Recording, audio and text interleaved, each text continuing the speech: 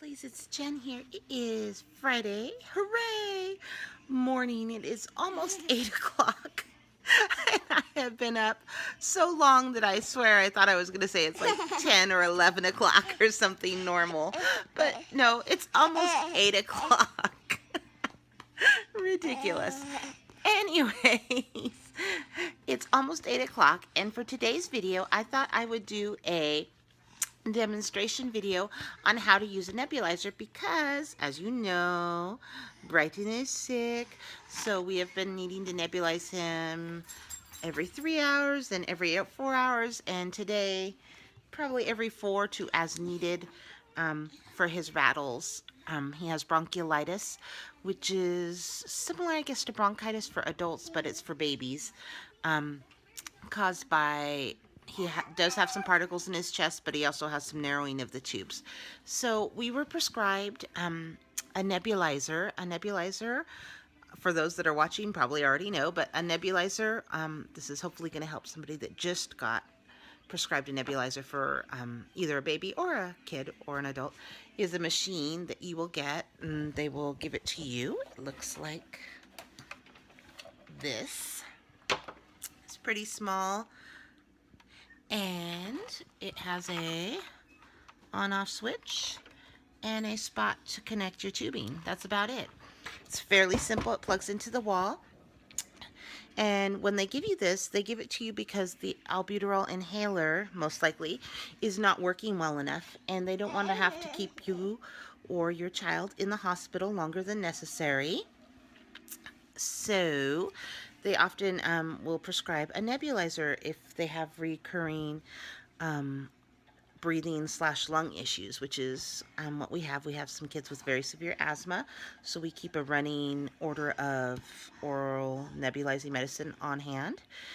We've also been told to use it occasionally for croup when the child has very, very severe croup and is also taking steroids to open them up. And also with bronchiolitis, something like that. Probably they will give it to adults with pneumonia. But at any rate, you would get prescribed it by your doctor or pediatrician. And when you get it, what you get is the machine which I showed you. You get a very long plastic tube, which probably is the most scary part of the whole thing because you're like, wow, what am I going to do? But it's really simple to put together. Basically, you take one end and plug it onto the black machines, nebulizing machines, hole just like that. Fairly simple. That's it. It just pushes on, and it's pretty easy for the kids to take off. And then the other end will plug into your nebulizing mask, which is what you will be using to breathe through the medicine through. Right, Brighton? Right. He's my helpful demonstrator today. So this is what our mask looks like. We have a dragon mask. A lot of times it'll just be a plain mask, but we got from the pediatric ward one that looks like a dragon that we've held on to back from when Rio was a baby, or Jack even, I think. And we've kept that one because we just like the attachment. It looks a little more friendly for the itty-bitty kids than just a plain white mask, but it does the same thing. So what you will do with the baby here, this is okay, so what you're going to do is you're going to take your mask like this, and you need to put the medicine in. That's pretty simple. Your medicine's going to come in a box, probably a sealed, inside the box is a sealed bag, and it's going to have these vials in it, maybe 12, maybe 24, depending on the size of the box. Use Brighton. Oh my gosh. Inside there. So you just break off the little plastic clip back here, wiggle it back and forth till it breaks off. When you do that, you will see that the tube has I hope that shows up, an opening hole. So then you will take this and you will squish it gently into the medicine storage area of the mask. So I'm going to show you how that looks now. So hold on just one second. So your mask is actually two parts. It's the mask itself with nothing on it, and then the medicine section of the mask, which is this section here. The bottom part, which is the hardest thing I think to figure out when I first got it, honestly, I was confused. You can't really tell upright from downright, if that makes sense. On mine, eventually I realized that there were very faint measuring lines that we never need to use, but there were measuring lines, and that's how I figured out the top from the bottom, because otherwise, if you look at it, you could put medicine in either end. You really can't tell. But there is another way to figure it out. At any rate, you put the medicine in the top, right in here. So you're going to just take it and hold it like so. Let's see if I can get this in the shot. And then you will just drip the drips by squishing this into there until you've emptied your vial, unless they told you to do half a vial. Occasionally they'll tell you only do half a vial if your baby is small like Brighton. If that's the case, you don't have to throw out the other half of the medicine. I thought you did because it said so on the box. But my pediatrician said that if you put it upright so that it's not leaking out the open hole, in a Dixie cup and aluminum foil the top, just like in the box, it's in an aluminum bag, it will stay fresh enough for the next cycle. So you do not have to waste it, and you can use it on the very next cycle that you're doing. Okay, so after you've gotten the medicine in and you've screwed on the top, the medicine will be on top and it won't be dripping out. And then the bottom is where you plug in the tubing from the other end of the tubing that's plugged into the machine. Fairly simple, even for a mom alone with a 1-year-old. Oh my goodness. Oh my goodness. Yes, would you like to hold the mask?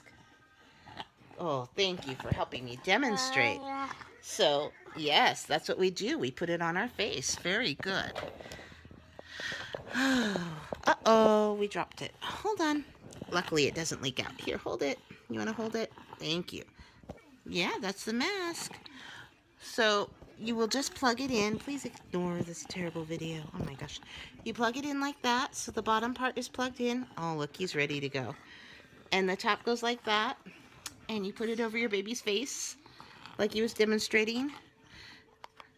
And you turn it on. It's kind of loud. A little bit of steam will be coming out. And it's just like that. As you can hear, it's a little bit loud. I will say the machine is loud. But I have found 2 tricks. One is to make sure when you first introduce the machine that you're doing it at the daytime, so they're not startled by the sound. After 2 or 3 uses, they're kind of used to it, and they're not scared of it anymore. So don't demonstrate it first at night unless you're in the emergency room and you don't have a choice. If the tubing comes out because your baby has pulled the tubing out, there's no worry, don't panic. You simply just push the tubing back on and you're ready to go. No worries there, because sometimes they just come undone. It's not a big deal. So at any rate, a second tip I have is if you're nebulizing around the clock, which often you will be if they're not well. Yes. Are you showing me the mask?